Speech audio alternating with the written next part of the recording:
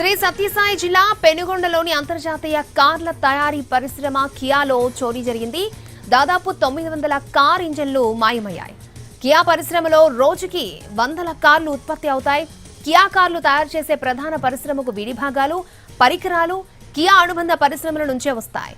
అయితే 900 కియా కార్ల ఇంజన్లు మాయమైనట్లుగా గుర్తించింది యాజమాన్యం. మార్చి 19న పోలీసులకు ఫిర్యాదు చేసింది. అటు కేసు నమోదు చేసుకుని విచారణ చేస్తున్నారు పోలీసులు. అయితే గతంలో కియా పరిశ్రమలో పనిచేసి వెళ్లిన ఉద్యోగుల ప్రమేయం ఏమైనా ఉందా అన్న కోణంలో పోలీసులు ఆరాధిస్తున్నారు. కియా పరిశ్రమకు కంటైనర్ల ద్వారా కార్ల ఇంజన్ల తరలించే టైంలో మార్గ మధ్యంలో ఏమైనా చోరీ జరిగిందా అన్న కోణంలో కూడా ఎంక్వైరీ చేస్తున్నారు.